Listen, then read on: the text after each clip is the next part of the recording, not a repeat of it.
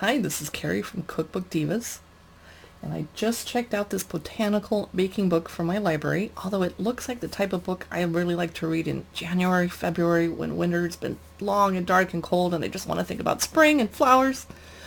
But I was really intrigued when I saw it, so I grabbed it. It says Contemporary Baking and Cake Decorating with Edible Flowers and Herbs. So I wouldn't have access here in Seattle, Washington in winter to edible flowers and herbs. Or you can buy some at the local fancy store, but really they're going to be way too expensive, so I'll have to wait till spring and summer. But it looked like the photography inside was going to be beautiful, and I'm not disappointed yet.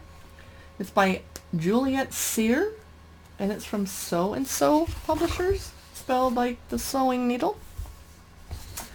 The font's a little small. I admit I need glasses. The chapters include sweet treats, just desserts, celebration cakes. That's it. 3 long chapters. Beautiful introduction. Why she's cooking with edible flowers. How to use this book. Gorgeous. About edible flowers. I hope it's going to list some that I think about pollen allergies, it suggests. Where to source your flowers. Be 100% certain what it is. Fair enough. Flower flavor. Oh, this is handy.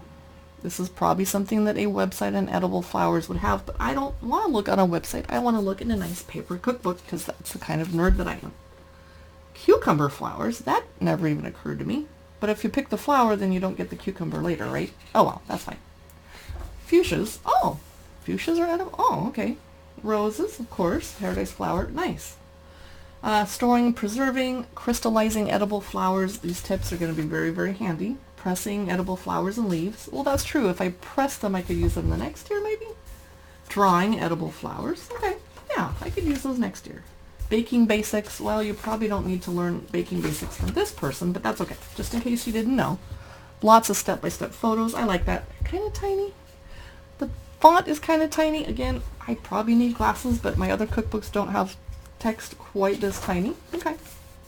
Let's take a peek. I'm not going to show you too many pages. Don't want to violate copyright. Sweet treats. I just want you to get an idea of the gorgeous lavender biscuits. If I went to a tea party and someone served that to me, I would be in heaven. That is beautiful. Iced rings. That is a showstopper. I wonder if she has an Instagram feed. I'm going to go look for it. Juliet Sear. I bet she does because this is too gorgeous. Macaroons with flowers pressed onto them. That is brilliant. I almost cried. That is brilliant. Never been to a party where someone walked in with edible flower macaroons. Meringue lollies. I don't like meringues personally. Okay. Some pictures of that. Okay. Sugar lollies with flowers. This is so clever. I love it. I think I have to own this. It's too beautiful. Dried flowers, chocolate bark. Love it. Love it. Love it. A cupcake wreath. Wait. What? With real wow. Okay. I need to stop showing you pictures because I don't want to ruin the surprise of the entire book. So I'm skipping a couple. Can't see them. Nope. You have to buy it to see them. Okay. Shoe nuts. It's a French word. Chaux. Okay. Interesting. Okay. Floral crispy cake topper. These are so clever. I'm going to skip. Jelly and cream sponge cake. Okay, I've never been to a party and seen anything like this. I haven't seen competition TV shows that had edible flowers in the cake. A rose and lychee cake. Okay, I need to check out this person's Instagram. Beautiful, beautiful, beautiful. Botanical baking. I hope you enjoyed this cookbook look-through from Cookbook Divas.